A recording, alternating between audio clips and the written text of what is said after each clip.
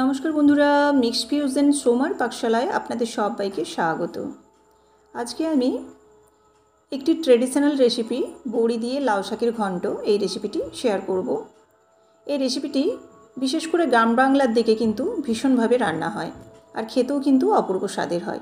তো চলুন, লাউ শাকের ঘন্ট বানানোর জন্য প্রথমে নিয়ে নিয়েছি আমি, দেখুন এখানে ডুমো করে কেটে রেখেছি বেগুন আর লাউ ডাঁটা ছোটো করে কেটে নিয়েছি, আর উপরের যে পাতলা আঁশটা সেটাও ছাড়িয়ে নিয়েছি। এদিকে ঝিঙেটাও ডুমো করে কেটে নিয়েছি, আর লাউ পাতাটাকে খুব ছোট ছোট কুচি করে কেটে নিয়েছি। এটা খুব কচি লাউ পাতা দিয়ে জল দিয়ে ভিজতে দিয়েছি, এটা পরিষ্কার করে ধুয়ে নেব। আর এখানে ডুমো করে আলু ছোট ছোট করে কেটে নিয়েছি। এবার কড়াই দিয়ে দিয়েছি সর্ষের তেল। প্রথমে আলুটা দিয়ে দেব।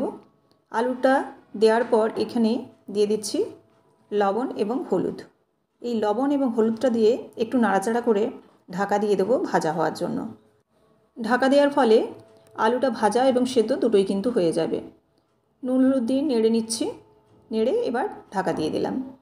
1 থেকে 2 মিনিটের মতো আমি এখানে ঢাকা দিয়ে দেব, তাহলে কিন্তু আলুটা একটু ভাজা এবং সেদ্ধ দুটোই হয়ে যাবে। ঢাকাটা খুলে দেখুন আমি এবার নাড়াচাড়া করে নিচ্ছি। আলুটা কিন্তু বেশ কিছুটা সেদ্ধ হয়ে গেছে, আর সঙ্গে কিন্তু একটু ভাজাও হয়ে গেছে। এবার এই পর্যায়ে আমি দিয়ে দেব ডুমো করে কেটে রাখা ঝিঙেটা, আর সঙ্গে দিয়ে দিচ্ছি বেগুন এবং লাউ ডাঁটা।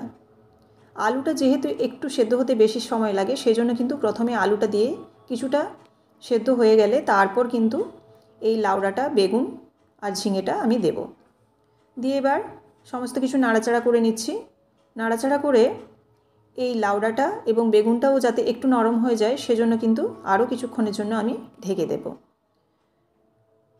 ঢেকে দেওয়ার পর প্রায় আমি 2 থেকে 3 মিনিট সিম জালে রেখেছিলাম, আর তার থেকে কিন্তু একটু জলও বেরিয়েছে। এবার একটু নাড়াচাড়া করে নিচ্ছি, আর ডাঁটা এবং বেগুনটা কিন্তু নরম হয়ে গেছে।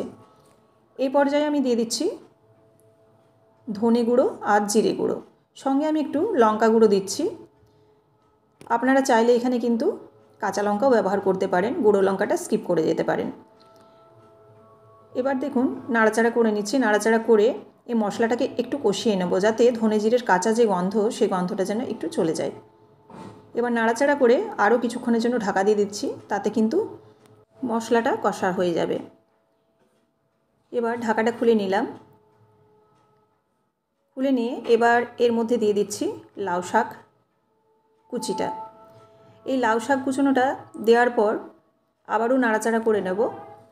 আর এই সবজিগুলো যখন প্রায় 70% মতো সেদ্ধ হয়ে যাবে, তখনই কিন্তু এই লাউ শাকটা দেব, কারণ লাউ শাকটা খুবই নরম।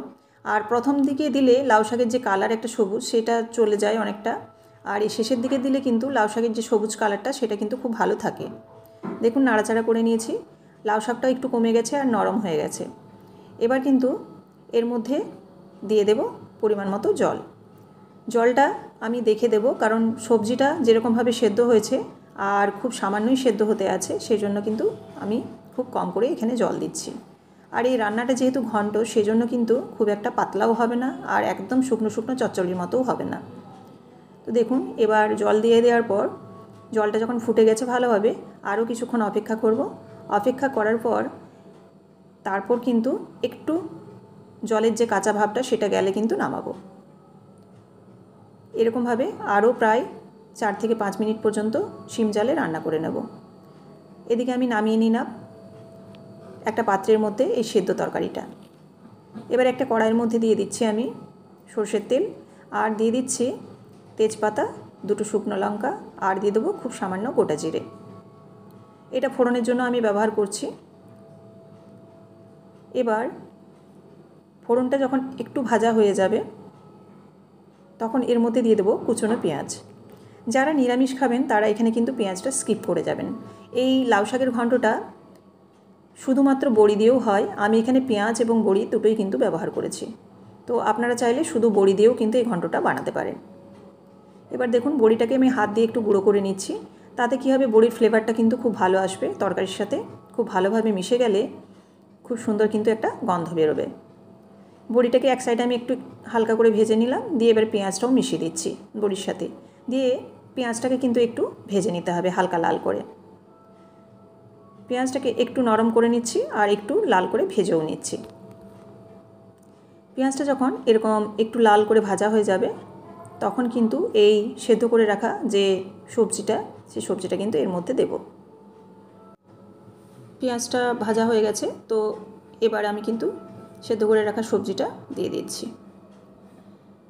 দেখুন এরকম যখন নরম হয়ে যাবে আর একটু হালকা লাল হয়ে যাবে তখন এই সবজিটি কিন্তু ভীষণই এই গরমের জন্য হেলদি একটি রেসিপি। আর লাউ শাকের উপকারিতা সম্বন্ধে আমরা প্রায় সবাই জানি। তো দেখুন এবার কিন্তু এই সবজিটাকে এই পেঁয়াজ এবং বড়ির সাথে ঢেলে দিলাম। এবার যেহেতু শাকের ঘন্ট সেহেতু একটু কিন্তু এখানে চিনি দিতে হবে, তো এই জন্য আমি হাফ চামচের মতো চিনি দিয়ে দিলাম।